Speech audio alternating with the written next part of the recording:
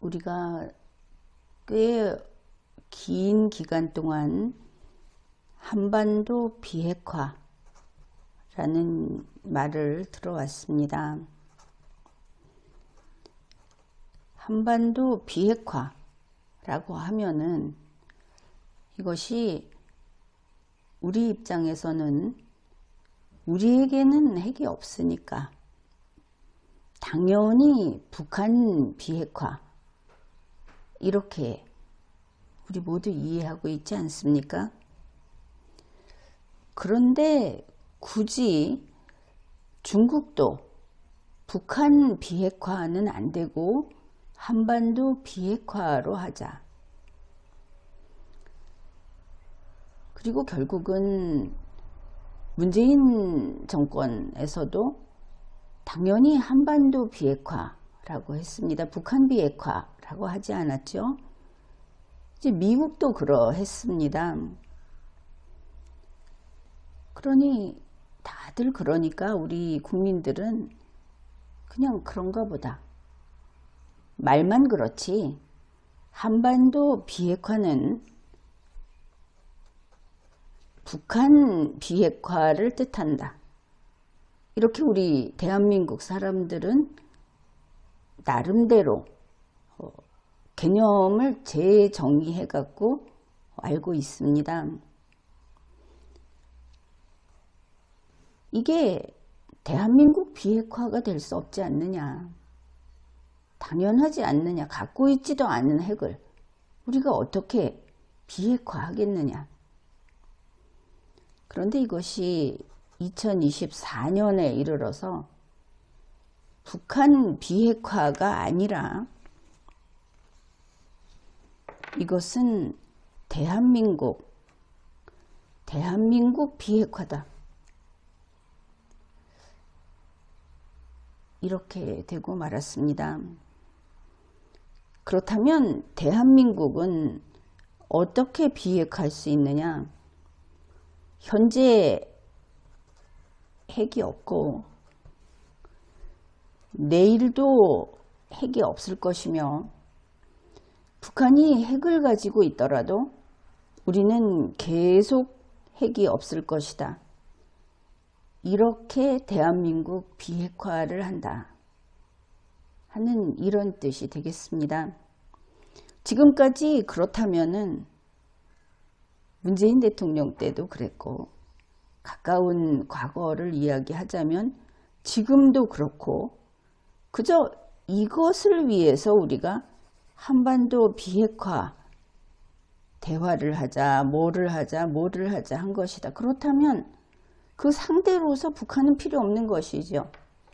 우리만 안 갖겠다고 하면 되는데 항상 테이블의 한쪽 옆에 북한이 없어서 이 논의를 해야 하는데 나와 주십시오.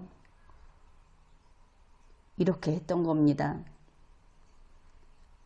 기가 막힌 현실 아닙니까?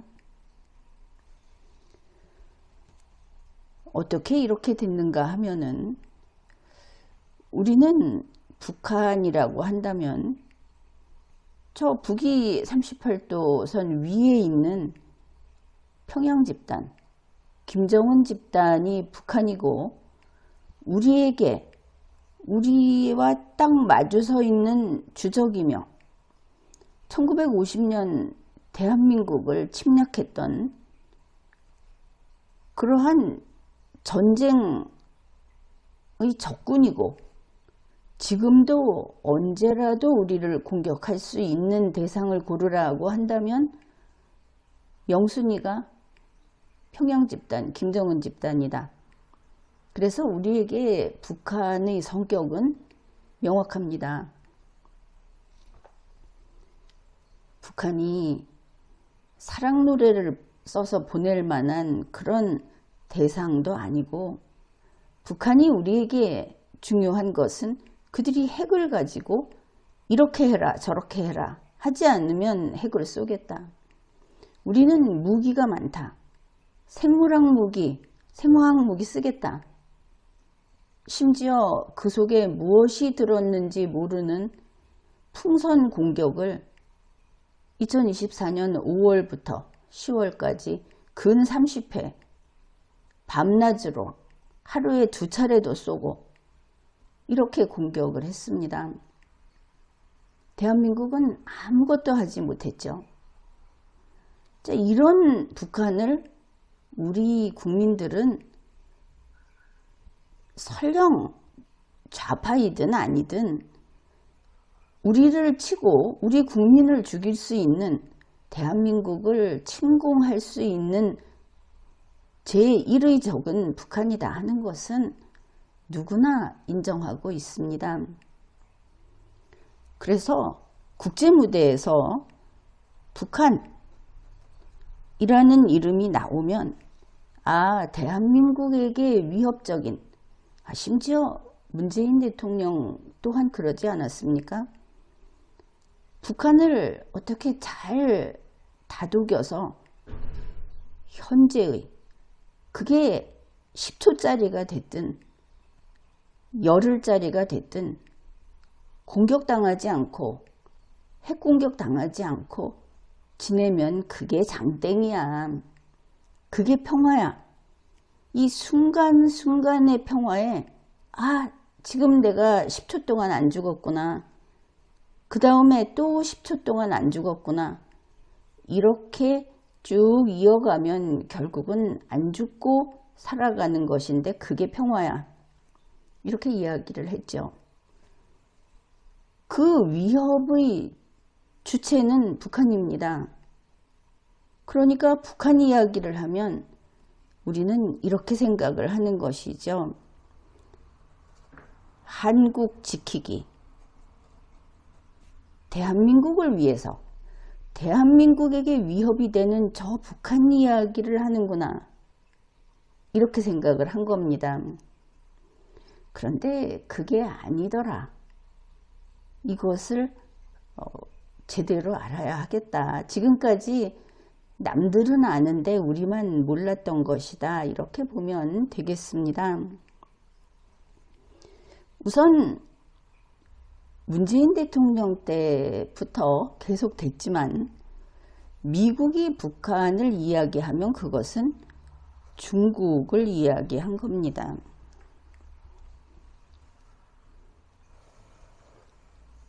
그래서 북한하고 뭐가 어떻고 하면은 나오는 이야기가 뭡니까? 가장 먼저 타이완 침공이 어떻게 되지? 동중국해, 남중국해가 어떻게 되지?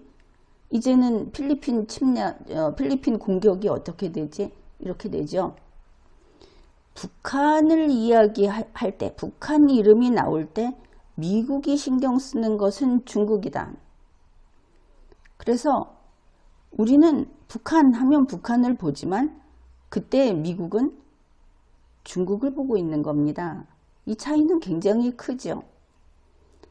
그 다음에 이제 우크라이나를 러시아가 침공을 하고 나서부터는 상황이 조금씩 달라집니다. 이때는 북한을 이야기하면 이제는 러시아를 이야기하는 게 됩니다. 이건 미국만이 아니고 사실 요 중국일 경우는 그 관계 당사국들이 당장 타이완이라든지 그것이 좀 그 옆에 있는 일본 땅도 점점이 거기까지 연결되어 있으니까 일본, 그리고 이제는 필리핀 이렇게 가고 있죠. 그리고 이 북한과 중국의 연계점 상에 있는 이 동남아의 태국이라든지 이제 그쪽 그 동남아 쪽에서 서서히 중국 쪽으로 넘어가서 붙고 있는데 가장 최근에 나온 것은 베트남이 북한하고 같이 군사적으로 협력 관계에 들어가고 있다 하는 소식이 아주 최근에 나왔습니다. 이제 이렇게 진영이 형성이 되는 것이죠. 북한과 러시아의 관계는 조금 더 이것이 아주 밀접하게, 그래서 국내에서는 북한이 러시아와 가까워지면서 중국과의 관계가 소원해지고 있다는 식의 그런 판단을 하곤 했습니다. 자료를 보면서. 그러나 그것은 그렇게 양자택일 관계가 아니고 같이 엮여 들어가는 것이라고 봐야 하겠습니다. 그 예로서 북한이 러시아와 가까워지면서 중국과의 교역이 줄어들고 있다. 이런 말들 많이 했죠. 그러나 2024년 말이 되면서 그게 아니더라. 역시 중국과의 교역량도 꾸준히 혹은 대폭적으로 늘어나고 있다. 그래서 북한과 중국과의 관계, 북한과 러시아의 관계는 보완 관계가 있는 것이 아니고 별개로 양립이 가능한 이런 것이다. 그러면 이쪽 아니면 이쪽이라고 생각했던 그 홀가분함이 없어지게 되겠죠. 북한과 러시아의 관계는 북한은 러시아와 같은 참호 속에 들어가서 싸우겠다. 이미 그렇게 밝혔습니다. 근래에는 북한이 인력을, 사람들을 여기에 파견하고 러시아하고 우크라이나의 그 전투가 있었던 곳에서 북한 군인 사망자가 나왔다는 이야기도 있죠. 그래서 북한이 군인을 파견한 것으로 이렇게들 지금 보고 있고, 무엇보다도 북한이 무기를 대주고 있는 것. 그래서 북한 무기에 다친 사람들이 북한에게 그 소송을 하고 이런 뉴스가 나왔습니다. 이런 관계고, 러시아는 북한에게 무기에 대한 기술, 다른 기술도 그렇고 경제적인 거는 여기서 이야기하지 않겠습니다. 이런 기술을 이전해 주고 있어서 북한의 핵과 미사일 수준이 급속도로 나아지고 있고, 또 경제적인 거라든지 해서 이 무기 개발이 더 증폭이 되고 있다. 이것은 우리가 이미 알고 있는 바입니다. 러시아가 북한과 묶인 상태에서 우크라이나하고 전쟁을 하고 있습니다. 그런데 이 우크라이나에 연결된 것이 나토지요. 따라서 근래에는 우크라이나가 북한 무기 때문에 가장 힘이 든다. 거기에 대해서 지금 이 전쟁을, 러시아의 전쟁을 끝내지 못하고 우크라이나가 계속 이쪽 나토를 통해서 서방 자유세계가 여기 연결되어 있는데 그게 다 북한 때문이다. 하나 더 알 수 있는 것이죠. 여기서 나토까지 연결된 우크라이나, 북한.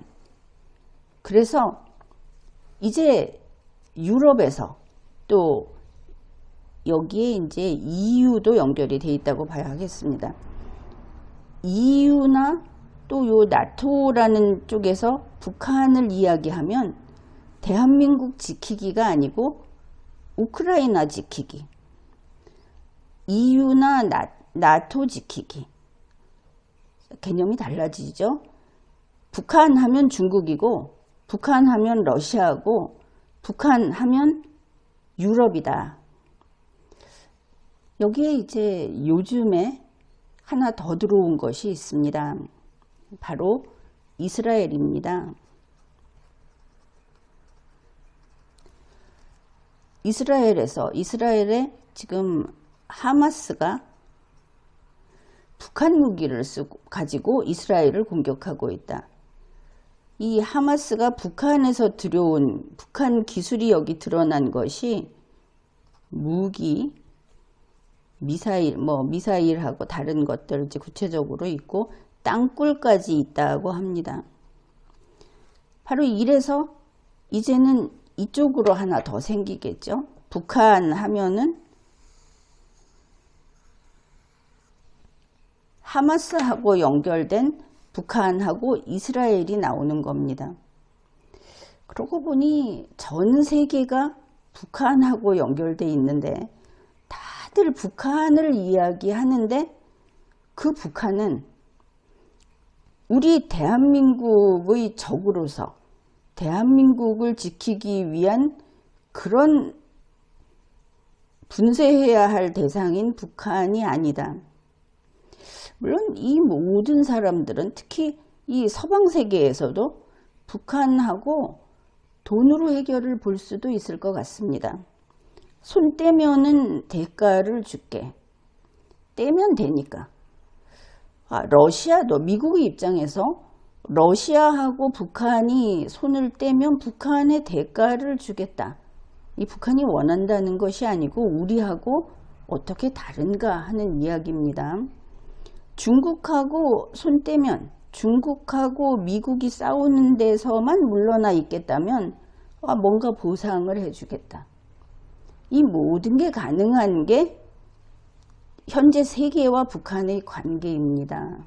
다만 우리 한국과 북한은 이것은 본질적인 것이죠.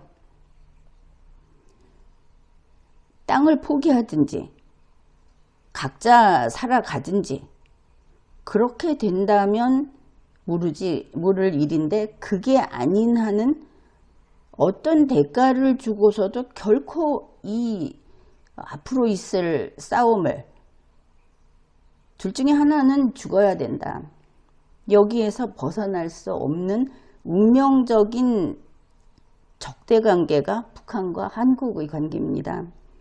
그런데 전 세계는 한국을 쳐다보지도 않는 겁니다.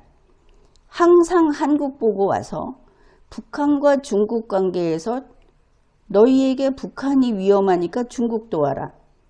중국이 서양에 협력하도록 해라. 이렇게 되겠죠. 중국은 우리에게 협력해라.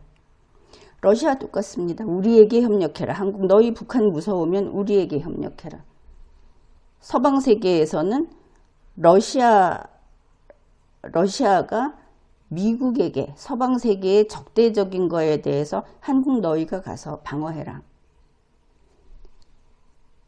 이스라엘은 아직 뭐라고 하는지 모르겠습니다. 그러나 나토나 EU에는 이미 깊숙이 발을 들여놨죠. 우리가 우크라이나를 지키겠다 소리까지 하지 않았습니까? 상황이 이렇게 되고 말았습니다. 그런데 이제 심각한 것은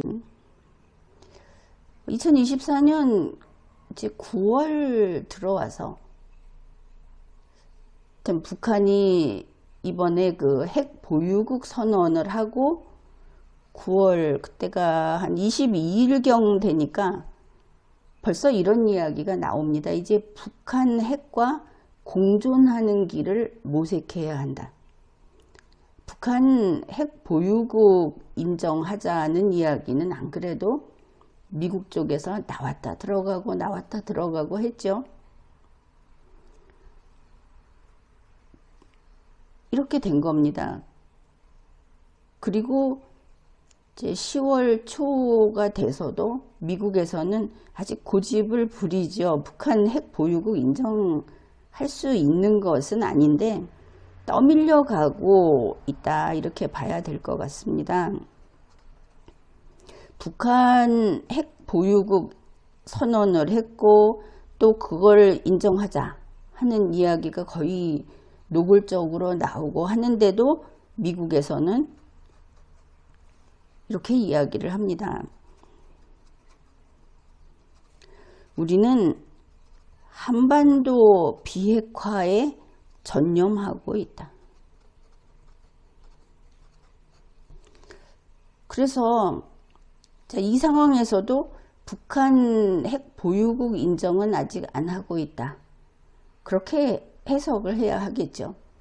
그러니까 러시아에서 이 한반도 비핵화라는 것은 이미 불가능하다. 여기까지 오지 않았느냐 이렇게 이야기를 한 겁니다. 그리고 이제 10월 3일 중요한 보고서가 나왔죠. 이 보고서에 대해서 이 미국 측의 전문가들은 아주 강하게 비판을 하고 있기는 합니다. 그런데 이 북한의 핵 보유 상황을 전략핵이 23, 전술핵이 165.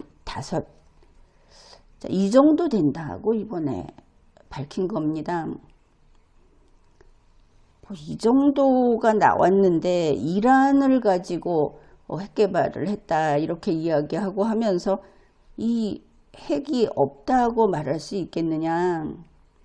이제 북한이 이 보유국 선언을 하고 핵 처리 시설을 또 공개했죠. 이런 것들을 했고 또 보고서도 나왔고, 그러니까 미국에서 판단하기는 북한은 이미 7차 핵실험 준비가 다 끝났다. 다만 언제 할 것이냐. 이 핵실험을 함으로써 그 파장이 대단하니까 아마도 그 미국 대선 그것을 두고 정책적인 결정을 내릴 것이다. 이렇게 이야기를 하고 있습니다.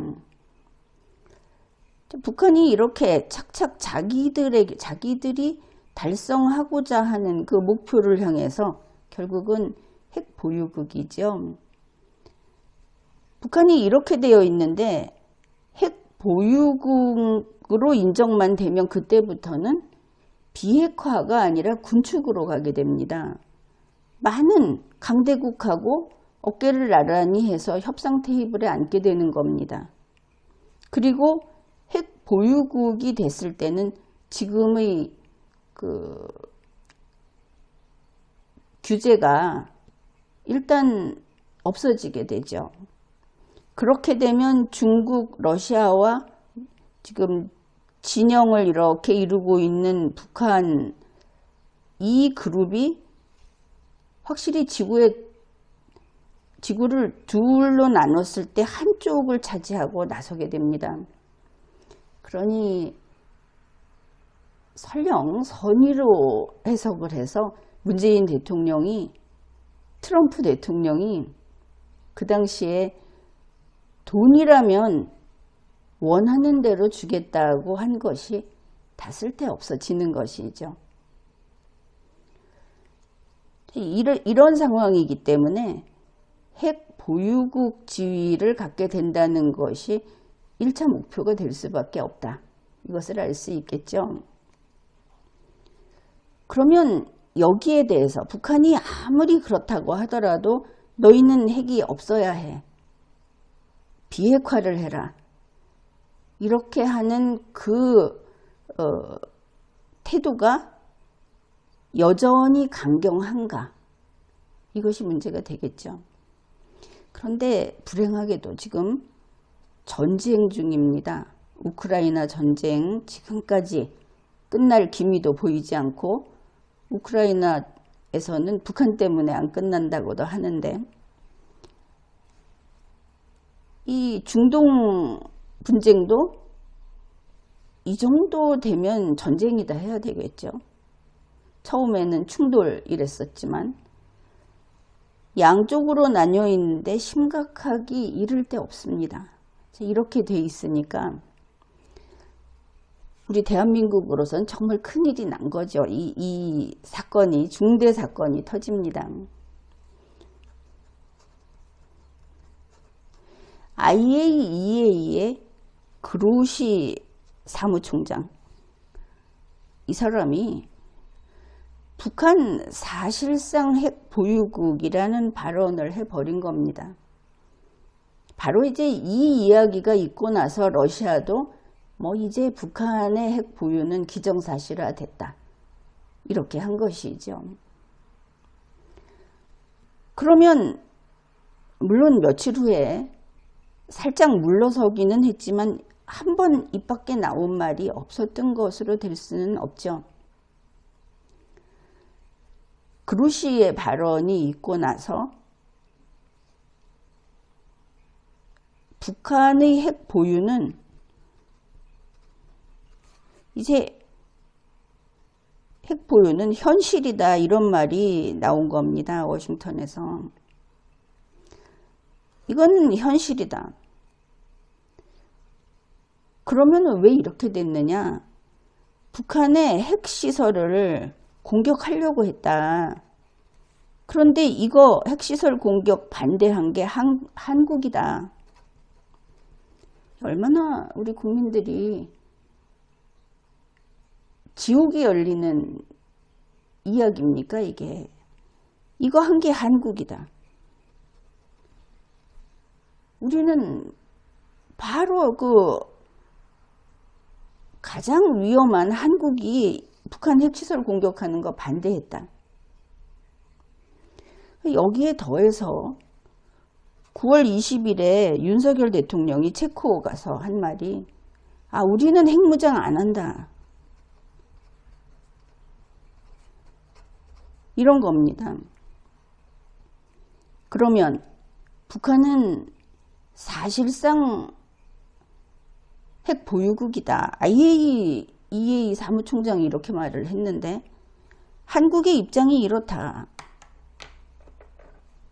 북한 핵시설 공격 반대한 것도 한국이요.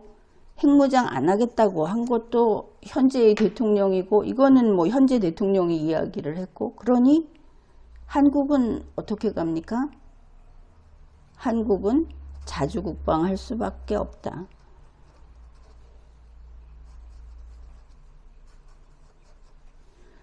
그러니 세계는 한국 지키기 관심 없고 자기들 문제, 자기들 앞에 떨어진 문제에 집중할 수밖에 없는 것이죠.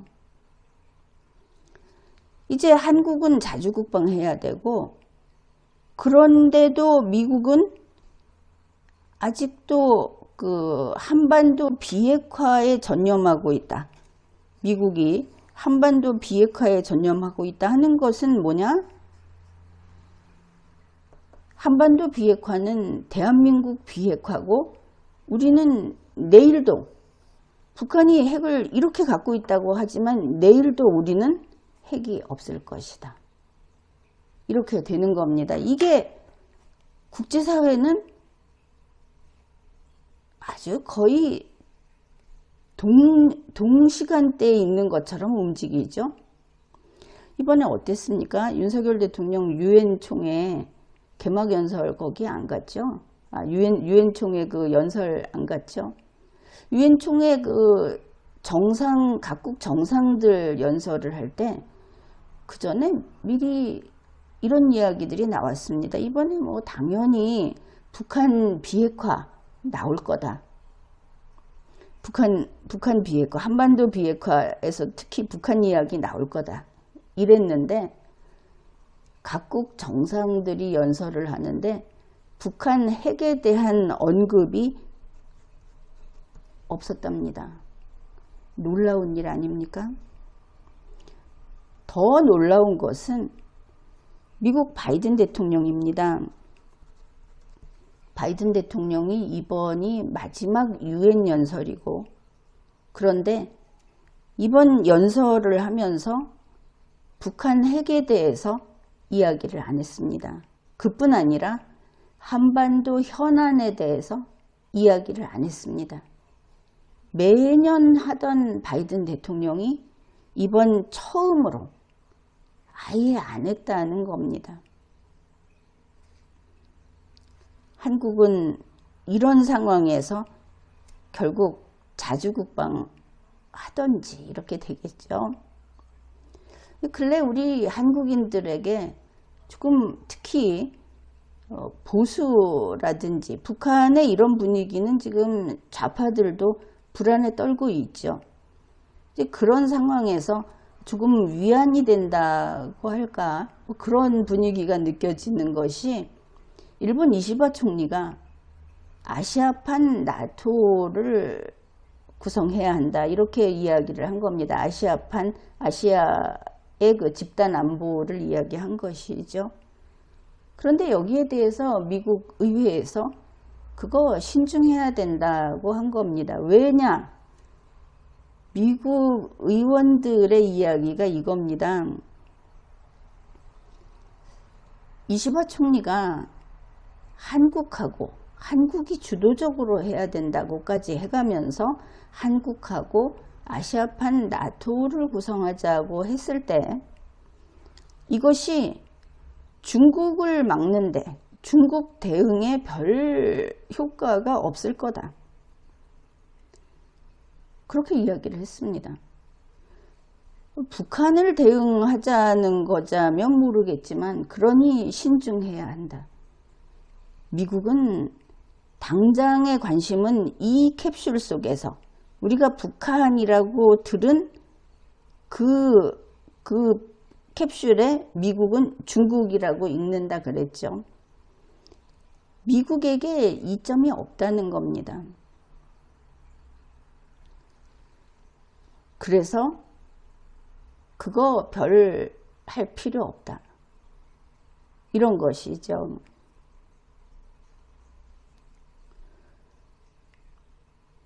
그래 이제 보니까 이런 분위기 이러면 세계는 우리가 알고 있는 우리가 대신 싸워주겠다고 하는 이 유럽이나 서방세계 이 모든 곳 여기서는 북한